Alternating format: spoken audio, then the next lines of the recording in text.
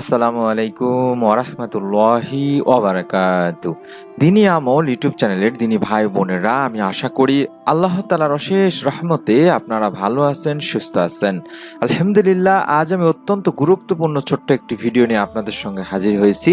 এই ভিডিওটিতে আমি আলোচনা করব, গত জুমায় আমি একটি ছোট্ট আমল আসরের নামাজের পর আপনাদেরকে করতে বলেছিলাম। এই আমলটি করার পরেই এক সপ্তাহের মধ্যেই, অর্থাৎ গত জুমার পরে এই জুমাতেই আল্লাহ তাআলা আমাদেরকে একটি ফল দান করেছেন। এটির ফল আমরা পেয়েছি।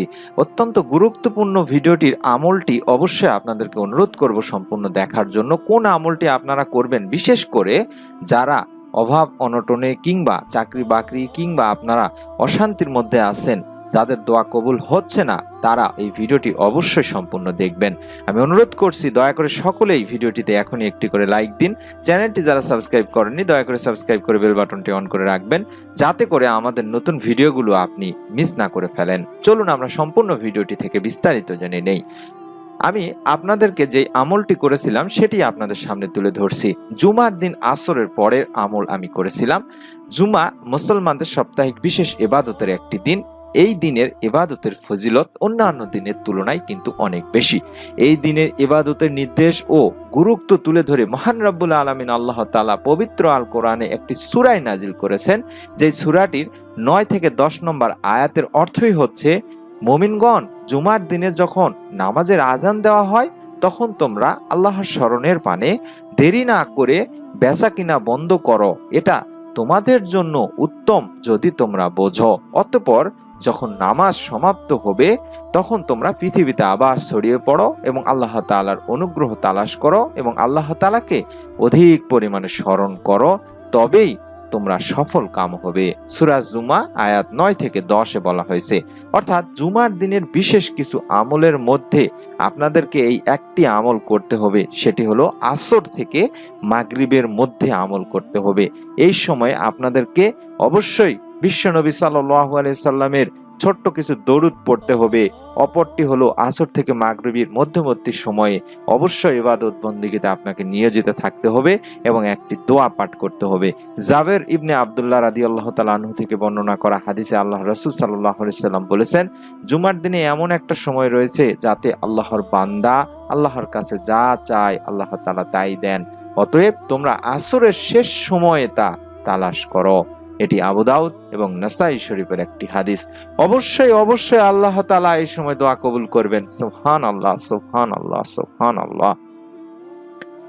আবু হুরায়রা রাদিয়াল্লাহু তাআলা আনহু থেকে বর্ণনা করা আল্লাহ রাসূল সাল্লাল্লাহু আলাইহি সাল্লাম বলেছেন, জুমার দিনে এমন একটি সময় আছে, সেই সময়টায় যদি কোনো মুসলিম নামাজ আদায়রত অবস্থায় থাকে এবং আল্লাহ তাআলার কাছে কিছু চায়, তবে অবশ্যই আল্লাহ তাআলা তাকে তার চাহিদা বা দোয়া কবুল করবেন।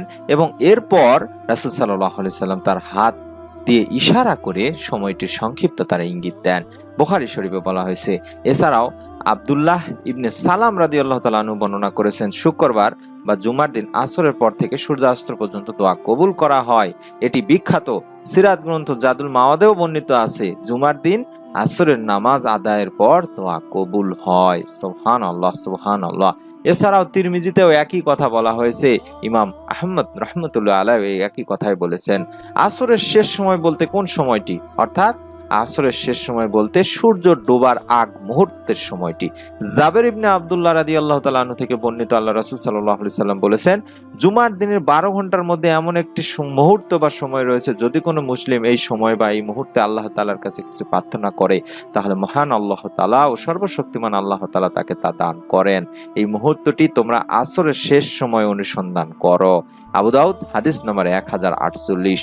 এছাড়াও আমি আপনাদের কাছে যে আমলটির কথা বলবো সেটি আমি আপনাদের সামনে তুলে ধরছি। জুমার দিন দোয়া কবুল হয়, এটি আমরা কম বেশি সকলেই জানি। আল্লাহ তাআলার কাছে আপনি যদি আপনার চাহিদা পূরণের জন্য আসরের থেকে, অর্থাৎ জুমার দিন আসর থেকে শুরু করে মাগরিবের আগ পর্যন্ত সময়ে আপনি যদি আল্লাহ তাআলার কাছে, মহান রব্বুল আলামিন আল্লাহ তাআলার কাছে বেশি বেশি প্রার্থনা করেন, তাহলে আল্লাহ তাআলা আপনার সেই চাওয়া পাওয়া এবং আপনার অবশ্যই কাঙ্ক্ষিত চাহিদাগুলো আল্লাহ তাআলা পূর্ণ করে দিবেন ইনশাআল্লাহ। হাদিসের যে হাদিসগুলো বললাম, এই হাদিসের বিশুদ্ধতায় আপনারা একটি বিষয় হয়তো স্পষ্ট হয়ে গেছেন যে আসর থেকে শুরু করে আপনাকে সূর্য ডোবা পর্যন্ত অর্থাৎ মাগরিবের আগ পর্যন্ত আমল করতে হবে, দোয়া দরুদ তাসবিহ তাহলিল পড়তে হবে।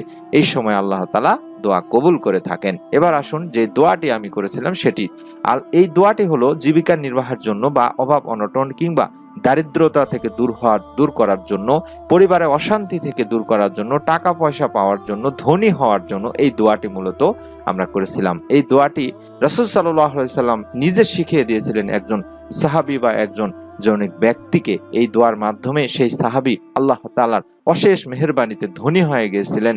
আল্লাহ তাআলা তার এত পরিমাণ ধন সম্পদ দান করেছিলেন যে সে ধন সম্পদ সে কিভাবে নিয়ন্ত্রণ করবে, কিভাবে সে খরচ করবে সেটি বুঝতে পারছিলেন না। সুবহানাল্লাহ, সুবহানাল্লাহ। আল্লাহ তাআলা চাহে তো দিনী ভাই বোনেরা আপনি চিন্তাও করতে পারবেন না। যারা চাকরি পাচ্ছেন না তারা দেখবেন অনেক বড় একটি চাকরি হয়তোবা পেয়ে গেলেন, কারণ আল্লাহ তাআলা এই আমলের বদৌলতে আপনাকে আপনার কল্পনার বাহিরে থেকে রিজিক দিবে। অর্থাৎ আপনি যেটি কল্পনা করতেছেন সেই কল্পনার বাহিরে থেকে রিজিক দিবে। কোনো মানুষ কল্পনাই করতে পারবে না কোথা থেকে আপনার এই রিজিকটা আসলো। এমন সুসংবাদ আল্লাহ তাআলা দিবেন, এমন ফল আল্লাহ তাআলা আপনাকে দিবেন। আমলটি করতে হবে জুমার নামাজের আসরের পর, অর্থাৎ জুমার দিন আসরের নামাজের পর থেকে শুরু করে মাগরিবের আগ পর্যন্ত। আমি নিয়মটি সুন্দর করে আপনাদেরকে বুঝিয়ে দিব, লিখে দিব ইনশাআল্লাহ। তার আগে আমি আপনাদেরকে দোয়াটি শিখিয়ে দিচ্ছি। এই দোয়াটি পড়তে হবে, যেই দোয়াটি বা যেই দোয়ার প্রার্থনার বরকতে ফেরেশতাকুল এবং মানব জাতিদেরকে আল্লাহ তাআলা জীবিকা দিয়ে থাকেন। আল্লাহ তাআলা তাদের অবশ্যই অভাব অনটন এবং বিভিন্ন ধরনের সমস্যা থেকে দূর করে দেন এই দোয়ার মাধ্যমে। হুজুর আকরাম সাল্লাল্লাহু আলাইহি সাল্লাম এই দোয়াটি বলেছেন। দোয়াটির বাংলা উচ্চারণ হচ্ছে সুবহানাল্লাহি ওয়া বিহামদিহি সুবহানাল্লাহিল আযীমি ওয়া বিহামদিহি আস্তাগফিরুল্লাহ। আমি আবারও বলছি, সুবহানাল্লাহি ওয়া বিহামদিহি সুবহানাল্লাহিল আযীমি ওয়া বিহামদিহি আস্তাগফিরুল্লাহ। এই দোয়াটি আপনাদেরকে পড়তে হবে। এই দোয়ার বাংলা অর্থটি আমি বলছি, আল্লাহ তাআলার পবিত্রতা বর্ণনা করছি এবং তার প্রশংসা গীতির সাথে তাকে স্মরণ করছি। মহান রব্বুল আলামিন আল্লাহ তাআলার পবিত্রতা বর্ণনা করছি এবং তার প্রশংসা বর্ণনার সাথে আল্লাহ তাআলার নিকট ক্ষমা প্রার্থনা করছি। সুবহানাল্লাহ, সুবহানাল্লাহ।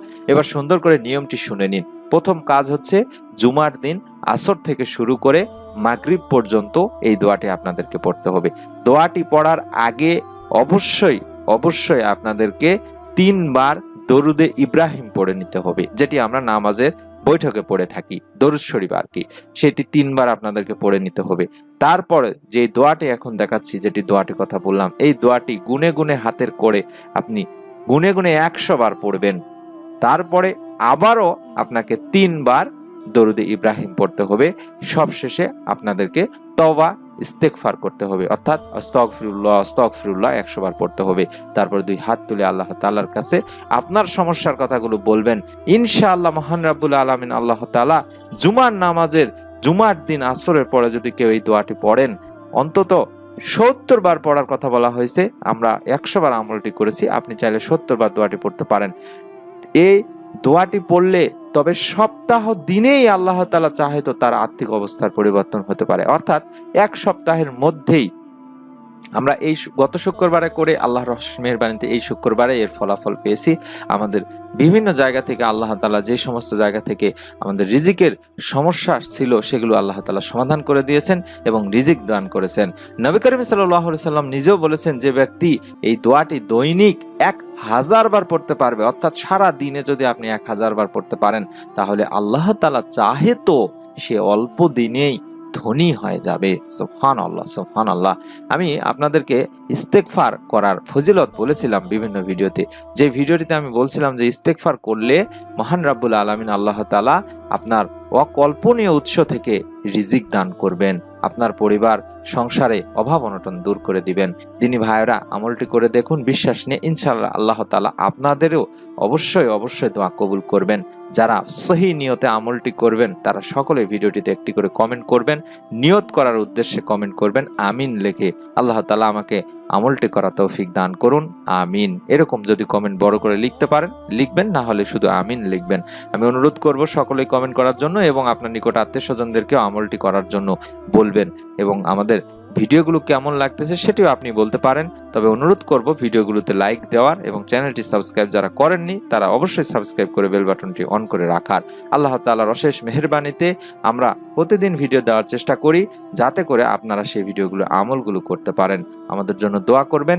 আল্লাহ তাআলার অশেষ মেহেরবানিতে যেন আমরা প্রত্যেক দিন আপনাদেরকে নতুন নতুন আমলের ভিডিওগুলো দিতে পারি ইনশাআল্লাহ। সকলে ভালো থাকুন, সুস্থ থাকুন। আমলটি যথাযথভাবে করার জন্য আল্লাহ তাআলার কাছে নিয়ত করে ফেলুন ভিডিওটিতে কমেন্ট করার মাধ্যমে। আসসালামু আলাইকুম ওয়া রাহমাতুল্লাহি ওয়া বারাকাতুহু।